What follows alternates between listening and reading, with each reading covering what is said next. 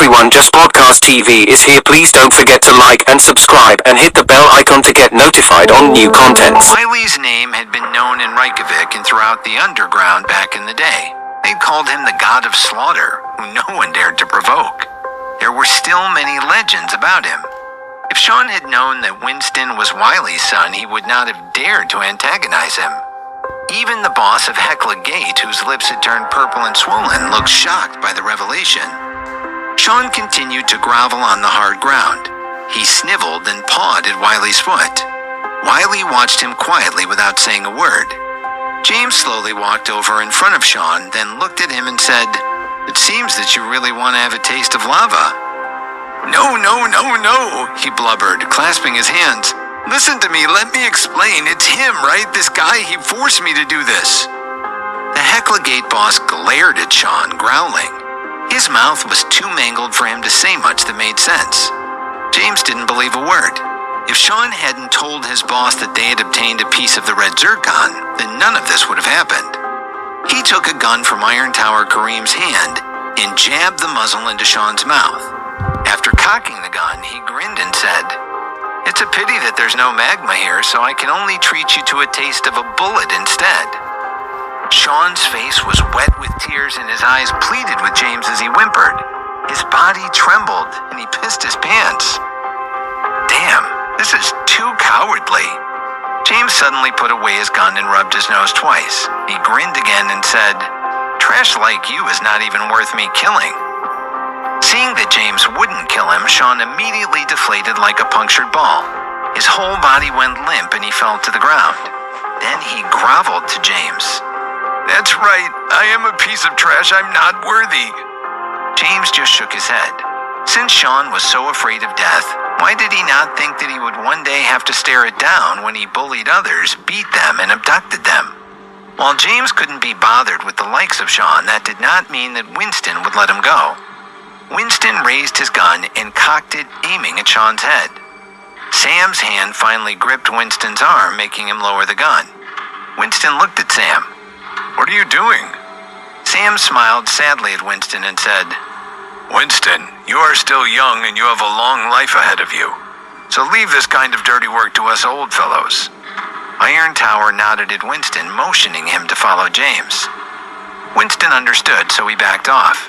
Not one of Hecla Gate's members would leave this place alive. As soon as Winston nodded, Iron Tower, still looking at Winston, pulled out his gun and aimed it at Sean's head.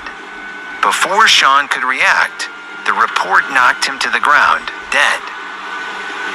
As for the boss of Hecla Gate, Iron Tower Kareem did not let him suffer for too long and sent him to chase after Sean. Then the old men cleaned the area, wiped out all traces, and left. When James returned to the hotel, it was already past 4 in the morning. However, no one had slept. The women sat in their room awaiting his return, even though they did not know what had transpired. As he went to his suite, they opened the door to their shared suite and poured out, "James, you're finally back." Fragrant, soft arms instantly wrapped around James's neck and around his waist, pulling him into one of the rooms.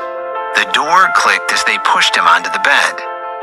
4 hot and beautiful women cooed and kissed him, asking him if he was hurt. Did he need a drink? Was he tired?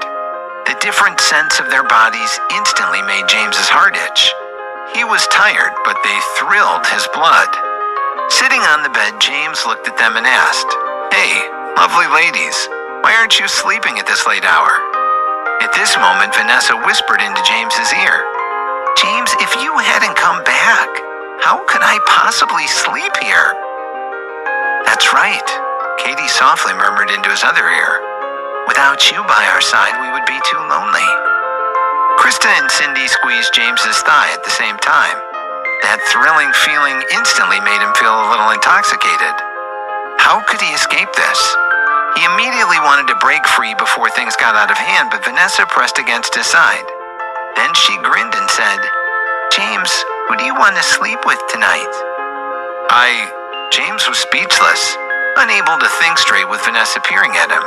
His breathing grew rapid, his mind buzzed, and he didn't know what to say. How could he deny this kind of temptation? His breathing grew more ragged. Just as he was about to pull Vanessa closer and kiss her seductive red lips, she giggled and pushed James's forehead. He fell back onto the bed and she laughed. "James, what are you thinking? I was just teasing you." Then she swayed her alluring body and ran away. Katie, Krista, and Cindy immediately burst into laughter. James, who felt very hot and excited, was instantly doused with a basin of cold water by Vanessa. Wet from head to toe, his mood instantly changed from anticipation to anger. However, Krista gently pressed James's thigh and said, "Don't be so vulnerable to temptation. This special gift has to be kept until the wedding night."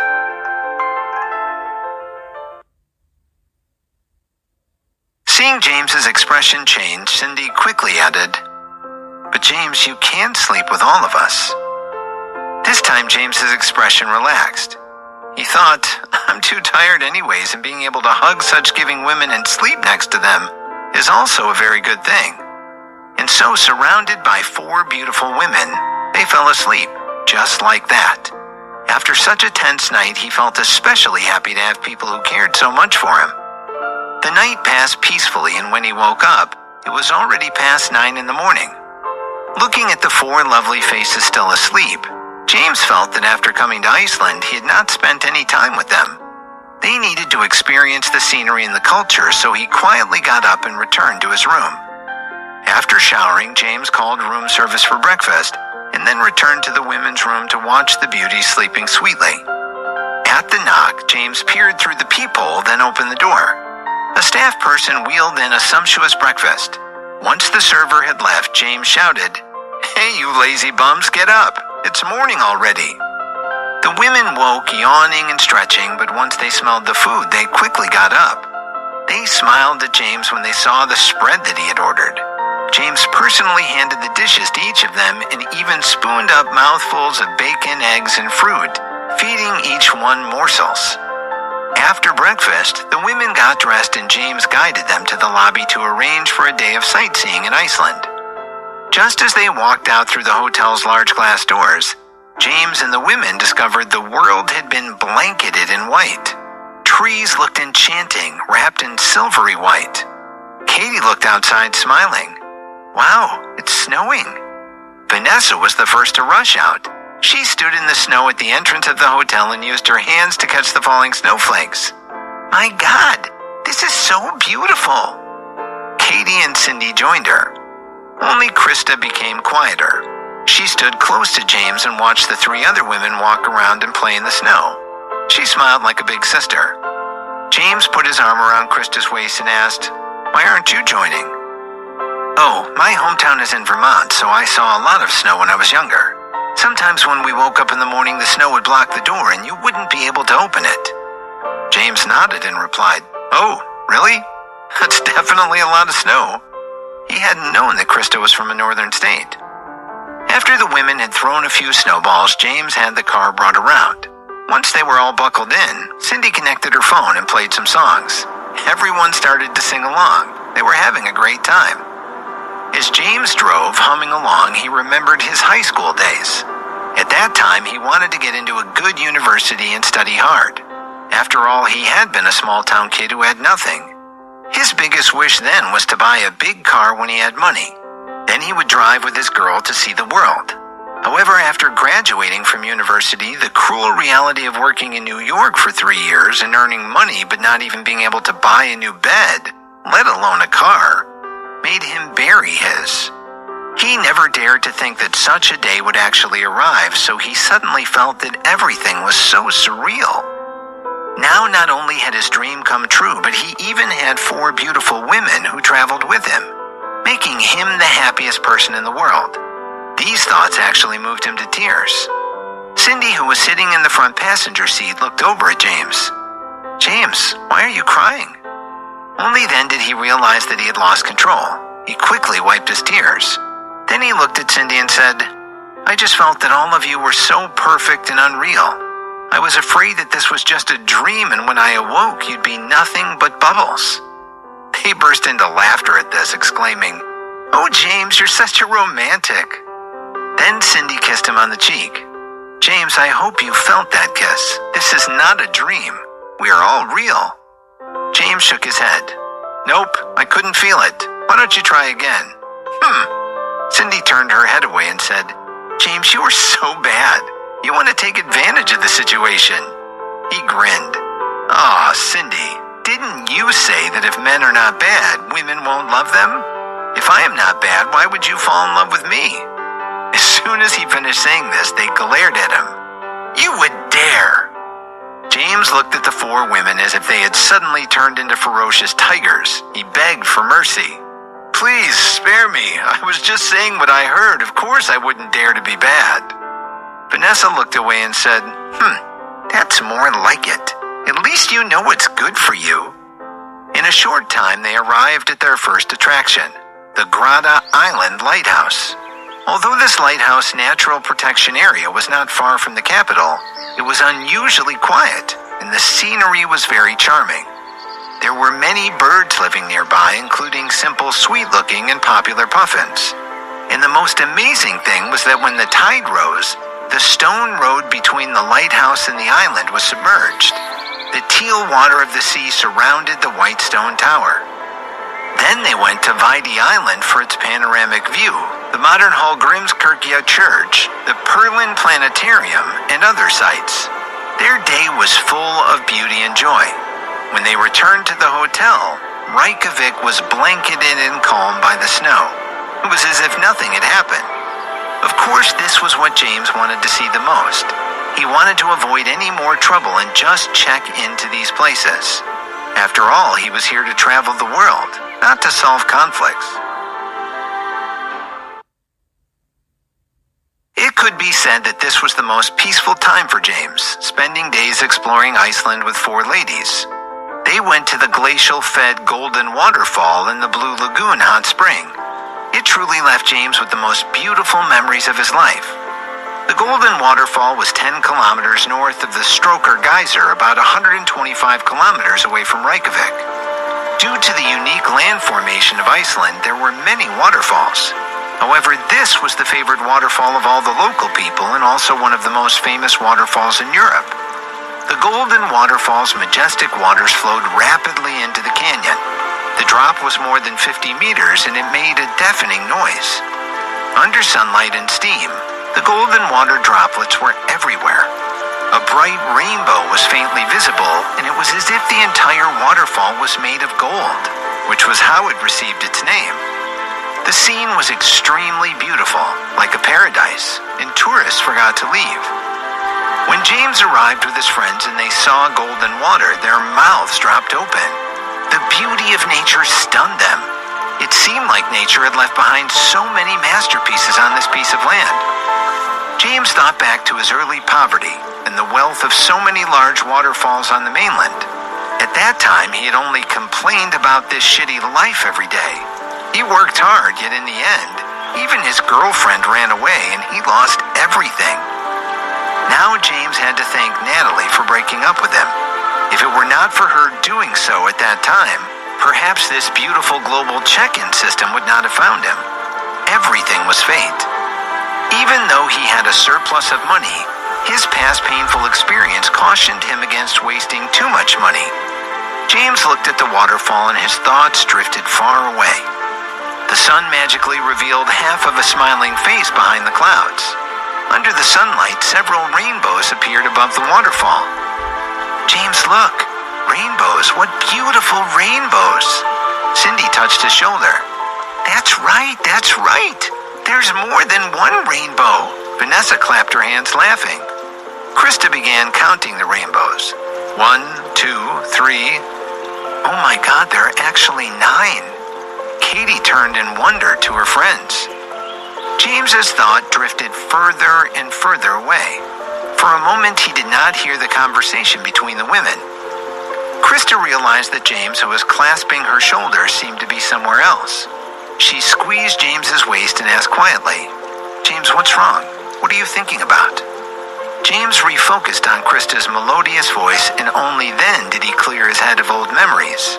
He tightly squeezed Krista's waist and said, Oh no, I'm not thinking about anything.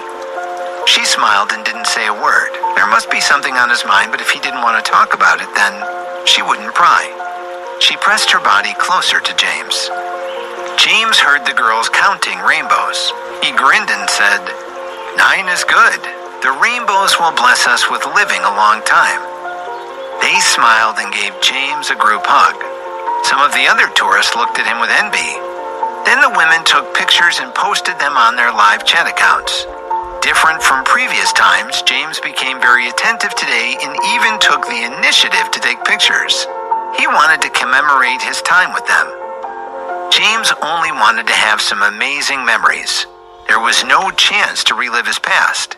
Even if he had the system now, it was impossible for time to flow backward.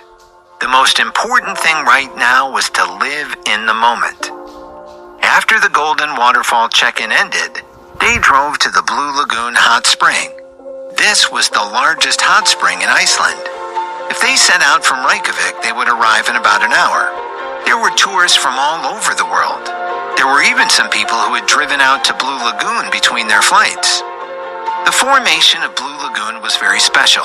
Seawater passed through the underground high-temperature volcanic lava layer and absorbed heat, forming a unique geothermal hot spring. According to the service staff, the lake water contained many chemical and mineral crystals. The Iceland Medical College had proven these crystals to have a healing effect on mental stress. Thus, the various products from the lagoon were also bought by consumers. However, one could not be reckless when entering the Blue Lake. One had to slowly descend along the sand. The bottom of the lake was uneven and active lava beneath could make some areas very hot. James brought the women into the scenic area. Under the lead of the staff, they changed their gear along the way and arrived at the lakeside. The powder blue lake reflected the blue sky. Mists rose from the surface of the water, making it look like a paradise that had fallen into the mortal world. At that moment, James felt that the thing that made him filled with wonder was not the light blue hot spring, but the 4 devastatingly stunning women beside him. They had already changed into bikinis, and every one of them revealed a seductively hot figure, making James feel as if his temperature would shoot up without the aid of the hot springs. He was happy for the concealing water, for there were parts of him that he couldn't control at such a sight. Vanessa, Cindy, Krista, and Katie looked like goddesses, and James couldn't help but stare, mesmerized by the magnificent scenery in front of him. He never expected that Cindy, who had just joined them, would display such an amazing body. It simply made James speechless. This was the first time he saw Cindy wearing a bathing suit. Usually, she wore conservative clothes, and he had never realized that she was actually such a beautiful woman. Not to mention her curvy figure. She filled her bikini top amply, a proper C cup, no, maybe even a D cup. James squirmed uncomfortably. Vanessa, Krista, and Katie were already attractive enough.